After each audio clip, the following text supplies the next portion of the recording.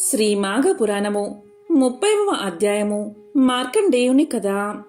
వశిష్ఠుడు దిలీప మహారాజుకి మృకుండ మహాముని కాశీ విశ్వనాథుని వరం వల్ల పుత్ర సంతానం పొందిన వృత్తాంతానంతా వివరించి, మహారాజా, అల్పాయుష్కుడైన మార్కండేయుడు చిరంజీవుడు ఎలా అయ్యాడో చెబుతాను విను అంటూ తర్వాతి కథను ఇలా వివరించాడు. మార్కండేయుడికి తల్లిదండ్రులు చూడాకర్మ అంటే పుట్టు వెంట్రుకలు తీయించడం మొదలైన సంస్కారాలన్నీ చేశారు. 7వ సంవత్సరం రాగానే బాలుడికి ఉపనయన సంస్కారం కూడా చేసి గురువుల దగ్గర చదివించారు. ఆ బాలుడు కుశాగ్ర బుద్ధి కనుక గురువులు నేర్పిన విద్యలన్నీ కొద్ది కాలంలోనే గ్రహించి వేదాలలోనూ శాస్త్రాలలోనూ పురాణ ఇతిహాసాల్లోనూ మహాపండితుడై అందరి మన్నలు పొందాడు. ఇది ఆనందం కలిగించే విషయమే. అయినా తల్లిదండ్రులకు రోజులు గడుస్తున్న కొద్దీ కుమారుడి ఆయుర్దాయం తరిగిపోతుంది అన్న విషయం తెలుసు కనుక వారు విచారంగానే ఉన్నారు. అన్ని విద్యల్లోనూ పండితుడైన కుమారుని చూసి ఒకనాడు తండ్రి ఇలా పలికాడు, నాయనా, నీవు చదువులన్నీ చదివి పండితుడు అయినందుకు మాకు సంతోషంగా ఉంది. అయినా గురువులు, మునులు, దేవతలు ఎవరు కనబడినా వారికి అభివందనం చేసి వారి ఆశీస్సులు పొందడం చాలా శ్రేయస్సును కలిగిస్తుంది. నువ్వు అలా చేస్తూ ఉండు, నీ ఆయుర్దాయం వృద్ధవుతుంది అని చెప్పాడు. మార్కండేయుడు తల్లిదండ్రుల ఉపదేశాన్ని పాటించి పెద్దలు, ఋషీశ్వరులు ఎవరు కనబడినా ముందు వారికి నమస్కారం చేసేవాడు. వారు చిరంజీవా అని దీవించేవారు. 16వ సంవత్సరం వచ్చినప్పటి నుంచి మృకుండ దంపతుల మనోవేదన వృద్ధవుతూనే ఉంది. పరమేశ్వర వరప్రసాదుడైన మార్కండేయుణ్ణి 16వ జన్మదినోత్సవానికి మునులందరినీ ఆహ్వానించారు. మృకండు ఎవరి నోటి దీవెనలో ఏ మహత్యం ఉంటుందో ఎవరు చెప్పగలరు. పిల్లవాడు చిరంజీవి కావచ్చు అనే ఆశతో ఆ విధంగా మహర్షులందరినీ ఆహ్వానించాడు. మహర్షులంతా చిన్నతనంలోని మహాపండితుడైన మార్కండేయుణ్ణి చూడాలి అనే ఉత్సాహంతో మృకండుని ఆశ్రమానికి వచ్చారు. మృకండు వచ్చిన అతిథులందరికీ తగిన మర్యాదలు చేశాడు. మార్కండేయుడు వచ్చి పెద్దలందరికీ పాదాభివందనం చేశాడు. వారంతా దీర్ఘ ఆయుష్మంతుడు కమ్మని సంతోషంగా దీవించారు. అందరికీ చేసినట్లే వశిష్ఠ మహర్షికి కూడా పాదాభివందనం చేశాడు మార్కండేయుడు. ఆయన నమస్కరిస్తూ ఉన్న మార్కండేయుణ్ణి నివారించాడు. అక్కడి మునులందరూ ఇలా అన్నారు, ఓ వశిష్ఠ మహర్షి, మార్కండేయుడు నమస్కారం చేస్తుంటే మీరు ఎందుకు ఆపుతున్నారు అని అడిగారు. అప్పుడు వశిష్ఠుడు ఇలా చెప్పాడు, ఇతని ఆయుర్దాయం 16 కదా, మీరంతా ఇతన్ని చిరంజీవి కమ్మని దీవించారు. అదెలా సాధ్యమవుతుంది? ఇది 16వ జన్మదినోత్సవం. పరమేశ్వరుడు ఇచ్చిన ఆయుర్దాయం ప్రకారం ఇంకా ఇతను 1 సంవత్సరం మాత్రమే జీవిస్తాడు. ఇతడు నాకు నమస్కారం చేస్తే చిరంజీవా అని ఎలా దీవించగలను? అందుకే నమస్కరించవద్దని నివారించాను అన్నాడు వశిష్ఠుడు. అంతవరకు మార్కండేయుణ్ణి చిరంజీవా అని దీవించిన మహామునులంతా ఒక్కసారి తెల్లబోయారు. అయితే మా దీవెనలు అసత్యం కావాల్సిందేనా అని వశిష్ఠముణ్ణి అడిగారు. అప్పుడు వశిష్ఠుడు కొంతసేపు ఆలోచించి ఇలా పలికాడు, మునీంద్రులారా, మనందరం ఆ మార్కండేయుణ్ణి వెంటబెట్టుకుని బ్రహ్మ దగ్గరకు పోయి ఆయన్ని ఈ సమస్యకు పరిష్కారం చెప్పమందాం రండి అన్నాడు. అప్పుడు మునులందరూ మార్కండేయుని వెంటబెట్టుకుని బ్రహ్మగారి దగ్గరకు వెళ్లారు. బ్రహ్మదేవుడు ఈ మునులందరూ ఒకేసారి తన దగ్గరకు వచ్చినందుకు చాలా ఆనందించాడు. బ్రహ్మదేవుణ్ణి చూడగానే మార్కండేయుడు వెళ్లి సాష్టాంగ నమస్కారం చేశాడు. అలవాటు చొప్పున బ్రహ్మగారు చిరంజీవా అని దీవించారు.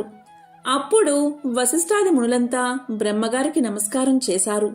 తరువాత వశిష్ఠుడు బ్రహ్మకు మార్కండేయుడి జన్మ వృత్తాంతమంతా చెప్పాడు. బ్రహ్మ జరిగిన పొరపాటుకు కొంచెం సేపు విచారించి మార్కండేయుణ్ణి దగ్గరకు పిలిచి శిరస్సు మీద చేతిని ఉంచి ఇలా పలికాడు, పరమేశ్వరుడు మీ దీవెనలు సఫలం చేస్తూ ఈ బాలుణ్ణి అనుగ్రహించి చిరంజీవిని చేయుగాక అని మనసులో శివుణ్ణి ప్రార్థించాడు. అప్పుడు మునుల వైపు చూసి బ్రహ్మ ఇలా పలికాడు, ఓ మునులారా, ఇతనికి ఇంకా ఏ ప్రమాదమూ రాదు. మీరు నిశ్చింతగా వెళ్ళి రండి అని చెప్పి, నాయనా మార్కండేయ, నువ్వు పుణ్యక్షేత్రమైన వారణాసికి వెళ్ళి శ్రీ విశాలాక్షి సమేతుడైన విశ్వనాథుణ్ణి ఎల్లప్పుడూ సేవిస్తూ ఉండు. నీకింకా మరణ భయం ఉండదు అని చెప్పి ఇంటికి పంపేశాడు. మార్కండేయుడు ఇంటికి వచ్చి విచారంగా ఉన్న తల్లిదండ్రులకు నమస్కారం చేసి బ్రహ్మలోకంలో జరిగిన వృత్తాంతమంతా వినిపించి, తల్లిదండ్రులారా, నేను శ్రీ విశ్వనాథుణ్ణి సేవించడం కోసం కాశీకి వెళ్తున్నాను, నాకు అనుమతి ఇవ్వండి అని అడిగాడు. అప్పుడు తల్లిదండ్రులు ఇలా పలికారు, నాయనా, ఒక్కగానొక్క కుమారుడివి, నిన్ను విడిచి మేమెలా ఉండగలం, అందుచేత మేము కూడా నీతో పాటే కాశీకి వస్తామంటూ ప్రయాణమైపోయారు. అందరూ కాశీకి వచ్చిన తర్వాత మృకండ మహాముని విశ్వేశ్వర ఆలయ సమీపంలో ఒక ఆశ్రమాన్ని ఏర్పాటు చేసుకుని నిత్యము గంగా స్నానం చేస్తూ విశ్వనాథుణ్ణి దర్శించుకుంటూ కొడుకును చూస్తూ కాలం గడుపుతున్నాడు. ఇక మార్కండేయుడు బ్రాహ్మీ ముహూర్తంలోనే నిద్రలేచి గంగానదిలో స్నానం చేసి విశ్వేశ్వర ఆలయానికి వెళ్లి ఆ గంగాజలంతో పరమేశ్వరుడికి అభిషేకం చేసి పరమేశ్వరుణ్ణే ధ్యానిస్తూ ఆ విశ్వేశ్వర సన్నిధిలోనే ఉండిపోయేవాడు. మార్కండేయుడికి 16 సంవత్సరాలు నిండాయి. మొదట పరమేశ్వరుడు ఇచ్చిన ఆయుర్దాయం పూర్తయింది. యమధర్మరాజు తన భటుల్ని పంపి మార్కండేయుణ్ణి పట్టుకు రమ్మన్నాడు. వారు విశ్వేశ్వరుడి సన్నిధిలో ఉన్న మార్కండేయుడి దగ్గరకు వెళ్లలేకపోయారు. పాసం విసురుదాము అంటే చేతులు కదల్లేదు. మార్కండేయుడి చుట్టూ మహాకాంతిపుంజం ఆవరించి యమభటుల్ని దూరంగా తరిమికొట్టింది. వారు అంటే యమభటులు యమధర్మరాజు దగ్గరకు పోయి తమ అవస్థ చెప్పుకున్నారు. దీనికి యముడు ఆశ్చర్యపడి తానే స్వయంగా వచ్చాడు. మార్కండేయుడి మీద కాలపాసాన్ని విసిరాడు. మార్కండేయుడు విశ్వనాథ లింగాన్ని కౌగలించుకుని ప్రార్థించాడు. విశ్వనాథుడు భక్తుడి ఆక్రందన విని వెంటనే లింగం నుంచి ఆవిర్భవించి త్రిశూలంతో యముణ్ణి సంహరించి మార్కండేయుణ్ణి రక్షించాడు. యముడు చనిపోవడం చేత దుష్కార్యాలు చేసే వారందరూ యమలోకానికి వచ్చి శిక్షించే అధికారి లేకపోవడంతో యమలోకాన్నంతా గందరగోళం చేస్తున్నారు. అది చూసి బ్రహ్మాది దేవతలు విశ్వేశ్వరుడి దగ్గరకు వచ్చి ఇలా అన్నారు, మహాప్రభో విశ్వనాథ, శాంతించు. యముడు తన కర్తవ్యాన్ని తాను సరిగ్గా నెరవేర్చాడు. నీవు మార్కండేయుడికి 16 ఏళ్లు మాత్రమే ఆయుర్దాయం ఇచ్చావు కదా, అందుచేత 16 ఏళ్లు నిండగానే మార్కండేయుణ్ణి తీసుకుపోవడానికి యముడు వచ్చాడు. నీవు మార్కండేయుడి భక్తికి మెచ్చి చిరంజీవిని చేశావని పాపం అతనికి తెలియక నీ భక్తుడికి అపచారం చేశాడు. ధర్మపాలన కోసం యమధర్మరాజు తప్పకుండా ఉండాలి కదా, అందుచేత క్షమించు, యముణ్ణి బతికించు మహానుభావా అని వేడుకున్నారు దేవతలు.